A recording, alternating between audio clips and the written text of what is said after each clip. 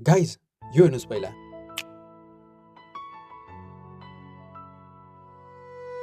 यो कपालमा आफैले आफ्नो काट्या हो नपत्ता है पुरा भिडियो हेर्नुहोस्। हामीले चाहिँ फर्स्टमा यो जुन चुच्चो देखिएको छ यहाँबाट पछाडि पछाडि काट्दै जानुपर्छ।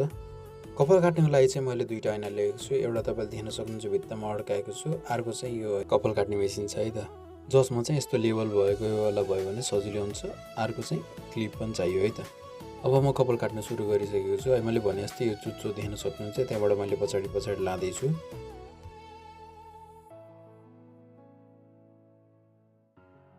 ठ्याक्क है मैले भने जस्तो ठ्याक्क यो चुच्चो है, त्यहाँबाट मैले माथि छुट्टाएँ। यताको पनि म त्यस्तै गरी काट्छु है त।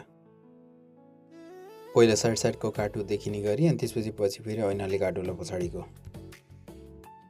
अब पछाडिको कपाल काट्नलाई चाहिँ ठ्याक्क मेरो कान र टाउको देखिने गरी मैले भित्तामा त्यो लेभलमा चाहिँ मैले टाँसेको छु।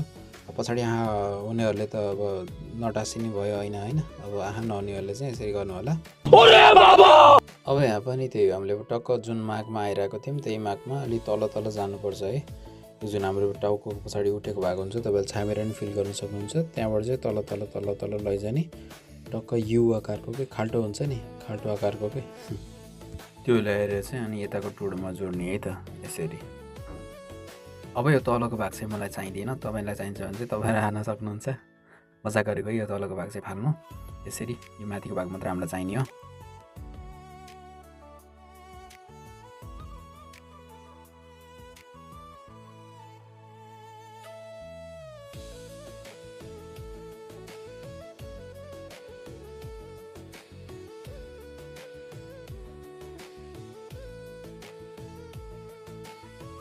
अब तलतिर चाहिँ कपाल कति पनि नछुटोस् भनेर मैले पहिला तलकोलाई चाहिँ मैले राम्रोसँग क्लियर गर्छु अनि त्यसपछि बल्ल हामी माथिल्लो लेभलतिर लाग्छौँ है त।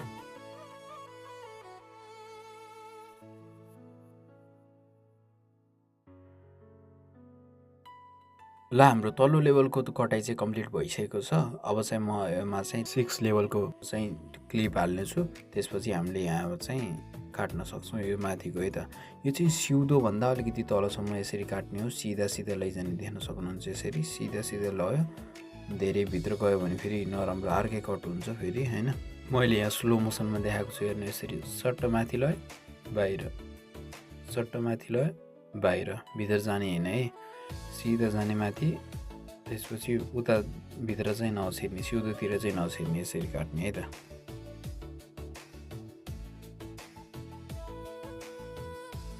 ल अब चाहिँ यसै गरी पछाडिको पनि हामीले पछाडि जुन ऐना टाँसेको थियो त्यसमा हेर्दै हेर्दै यसरी यसरी काट्ने है त।